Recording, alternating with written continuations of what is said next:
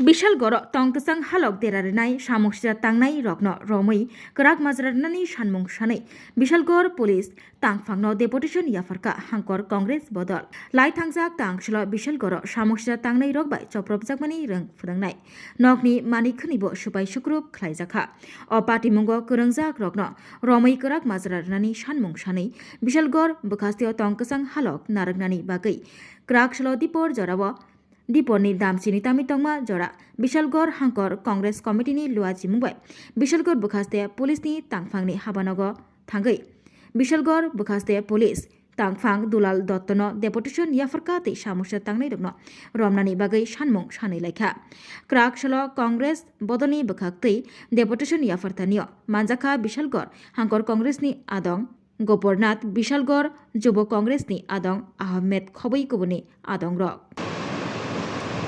পরিস্থিতির ব্যাপারে কালকে যে কতগুলি ইনসিডেন্ট হয়েছে প্রথমত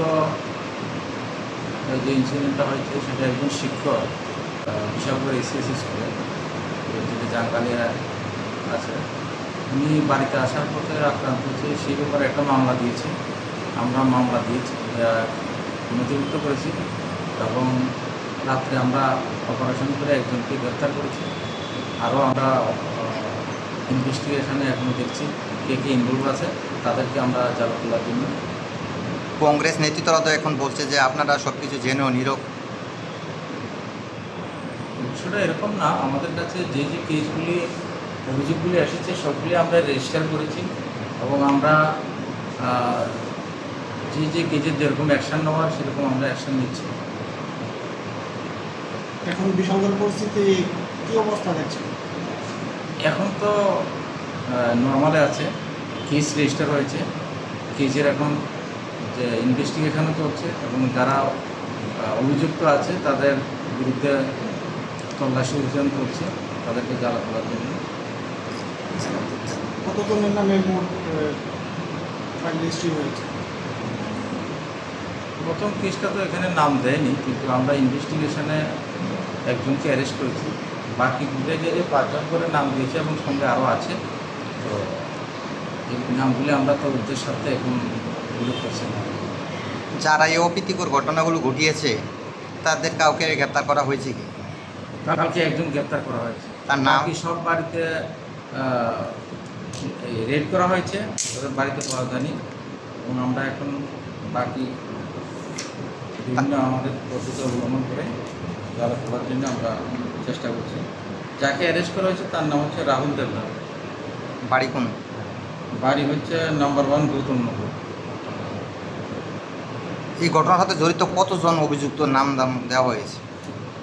এখানে 10 জনের মতো নাম দেওয়া হয়েছে, বাকি আরও আদার্স আছে ইনভলভ আরও। স্যার তাদের নামগুলো কি বলা যাবে?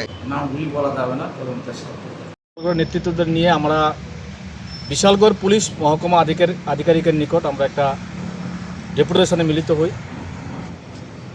ঘটনা হচ্ছে গতকালকে রাত্রে আমরা শুনতে পাই যে বিশালগড়ের একজন সুপরিচিত এবং সকলের প্রিয় একজন শিক্ষক,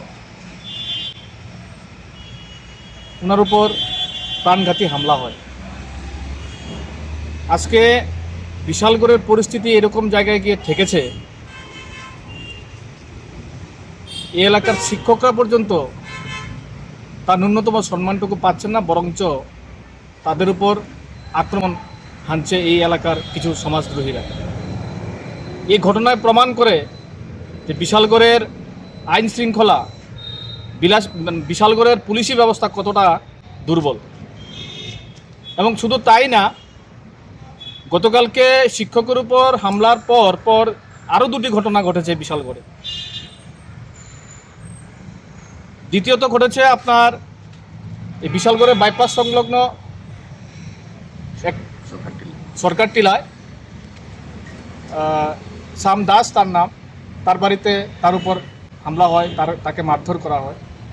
পরবর্তী সময়ে মানে যেটা অপ্রত্যাশিত, সবগুলোই অপ্রত্যাশিত, এবং আপনারা যারা সাংবাদিক বন্ধুরা, আপনারা সাংবাদিকতা করার জন্য আপনারা রিপোর্ট কালেকশন করেন সমাজে, সেটাকে মানে সমাজের মানুষের কাছে পৌঁছে দেওয়ার জন্য, সেই আপনাদের সাংবাদিকরাও কালকে রাত্রে আক্রান্ত হয়েছে এই বিশালগড় হসপিটালে। তো বিশালগড় একটা মানে অরাজক পরিস্থিতির মধ্যে মানুষ বাস করছে। বিশালগড়ের মানুষ এই সমস্ত ঘটনাবলী থেকে মানে খুব ভয় ভীতির মধ্যে তারা দিন যাপন করছেন। বিশালগড় এলাকার মানুষ শান্তি চায়, তার জন্য আমরা পুলিশ প্রশাসনের কাছে বিশালগড় পুলিশ আধিকারিকের কাছে আমরা আজকে ডেপুটেশন দিয়ে গেলাম এবং আপনাদের মাধ্যমে এই সিপাহীজলার পুলিশ অ্যাডমিনিস্ট্রেটিভের কাছে আমরা আবেদন করব এই ভেঙে পড়া বিশালগড়ের যে ল অ্যান্ড অর্ডার সেটাকে পুনরুদ্ধার করুন, এই বিশালগড় এলাকাবাসীদের শান্তিতে বসবাস করার সহযোগিতা করুন এবং আমরা বিশেষ করে অনুরোধ রাখব যে আগামীকাল থেকে গণেশ পূজা শুরু হচ্ছে এবং আগামীতে আমাদের শারদীয় দুর্গোৎসব, যেটা বাঙালির সবচেয়ে বড় উৎসব, সেই উৎসব খুব সন্নিকটে।